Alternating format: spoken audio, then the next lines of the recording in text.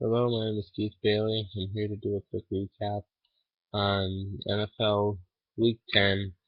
This is the only chance I've really had to really get it done. I've been really busy lately. Plus, excuse me, I got a cold, so I'm gonna just get through this kind of fast tonight, and then I'll do my picks tomorrow and my power rankings tomorrow because tomorrow I actually have time.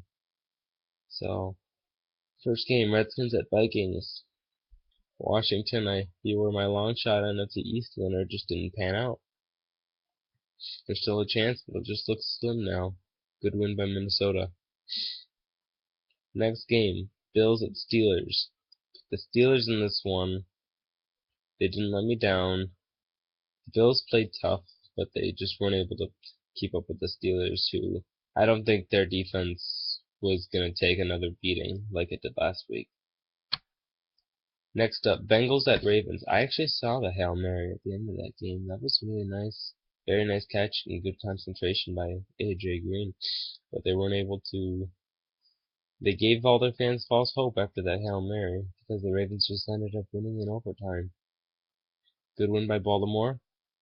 And Cincinnati better watch out because Cleveland and Baltimore are right behind them. Next, Detroit at Chicago. Good win by the Lions. They're in prime position to win this division right now because they're the only ones in the entire division with a healthy quarterback that has been their starter for the whole year. So, good win by the Lions. They're 6-3. Chicago better watch out. Eagles at Packers. Speaking of watch out, Green Bay needs to watch out because they're in a lot of trouble. They lost to the Eagles by 14 points, and Scott Tolzien is the quarterback. Apparently, I have no idea who he is, but Green Bay's just in trouble. That's all it comes down to. Next game, Rams at Colts. Actually, no, I'm gonna do the next duo of games. Rams at Colts and Jaguars at Titans. If you told me that the Jaguars and Rams would both win this game going into this season, I would have told you, well, first of all, I would have asked you what kind of drugs you were on, and I would have probably sent you to the clinic because you would have done some really illegal crap, probably. And the Rams destroyed the Colts.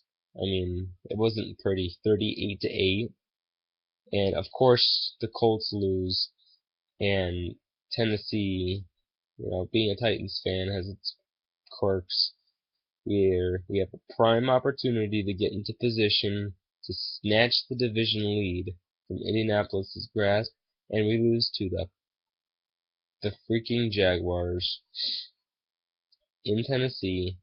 We lose to them 29-27. Jake Locker's out for the year.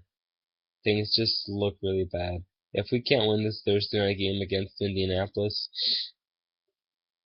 our season's over. Probably over. So, I was very disappointed that we lost to Jacksonville. I had a very bad feeling. I saw it coming a little bit. And this is only the third straight year the Titans have lost to the worst team in the league, so that's why it scares me. Being a Titans fan, those 0-13 teams or those 0-10 teams don't look like easy victories anymore when you're me. Next game, Raiders at Giants. Watch out, the Giants have won 3 in a row, and they're only 2 games back in the NFC East lead. The Cowboys are falling, the Eagles are rising, but the Giants have beaten the Eagles once this year. So, good win by the Giants. The Raiders are losing it. Terrell Pryor is the answer to that franchise. They just need to put together some wins. They need to put together a formula because they have something going. Next game, Seahawks at Falcons. This is the third straight game in which the Falcons couldn't top 14 points, which is kind of disturbing. The Seahawks destroyed them 33-10. Atlanta's lost 3 home games this year, and the season's halfway over. This is a season Falcons fans want to forget. They're 2-7 right now. They're 1 game ahead of the Buccaneers and the Jaguars. And that's how bad the Falcons are right now. Seattle is very good. Was able to put offense together. Next up, Panthers at 49ers. It's time for the NFL to start taking the Panthers very seriously after this game. And they play a Monday night game, which I am not going to miss for the world. They play the Patriots on Monday night in Carolina, and that's a game I want to see so bad. So, Carolina is for real, beating the Niners in San Francisco coming off of a bye week, especially, and they won 10-9. They held 49ers to about 150 total yards of offense, too. So, the Panthers defense is also for real. 49ers are another game back in the division, and they're in trouble. But they are 6-3, but it is a very tough NFC right now. Broncos at Chargers. Broncos only won by 8, but Peyton Manning had a little bit of trouble with his knees, but at the same time, the Broncos weren't going to lose no matter who they were playing coming off of bye week. Chargers did everything they could. They just couldn't do it. Chargers dropped to 4-5. I know, back to Tennessee for a little bit, because I am a little biased. I mean, come on, as fans, most of us are. Am I right, guys?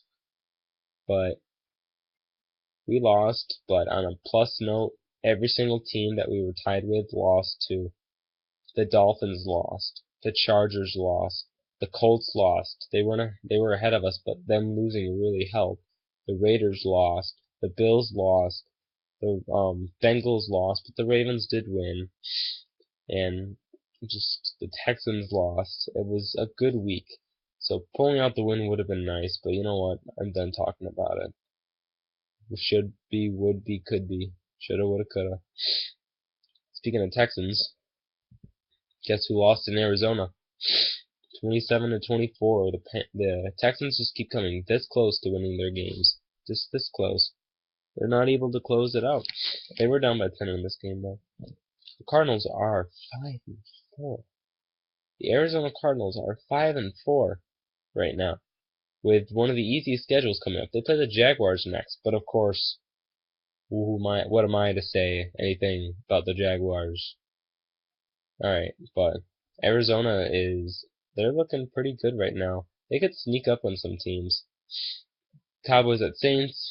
This game was a disaster from the get-go. The Saints just took out their frustrations on a Jets loss on the Cowboys.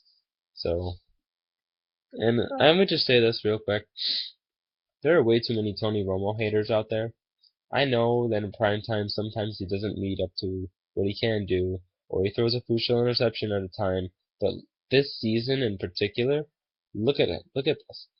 First of all, he came this close to beating the Broncos. They came this close to beating the Lions. Who cost that Lions game? The defense did. I mean, the defense gave 4 plays for 80 yards in a span of about 50 seconds to give the Lions that game. Tony Romo did everything in that game possible to get them to win the game. The defense just couldn't stop the offense. Same with the Broncos. The defense couldn't stop the offense. You can't expect Tony Romo to go out there and throw for 500 yards and 5 touchdowns every game. He has to bail out his defense almost every single game he plays. However, I will say this game against the Saints, he didn't have his best game, but neither did the defense. Again, they gave up 49 points to the Saints. And then the Monday Nighter, the Florida Turmoil Bowl, Dolphins at Buccaneers goes to Tampa. 22-19. My uncle was a very happy man because he's a Bucs fan, and it's about time they got a win. 22-19 was the final. Miami is a mess, and Tampa Bay was able to get the win. So good for Tampa. Both winless teams got off the schneid, and even the Vikings won this weekend. So it was a good week for the bad teams in the league. So you know what? Very good. That's my recap. I'll be back tomorrow with my picks, or later today. It is 1:13 Eastern Standard Time. So later today, I'll get you my picks and I'll get you my power rankings before the Thursday night game. And I am not going to do any videos during my Thursday night game because it's the first time I get to watch my team on television. And I don't care what the record is. It's enough for me to sit down in front of that television and just watch. So Thank you guys for watching. Please subscribe, and I will see you next time.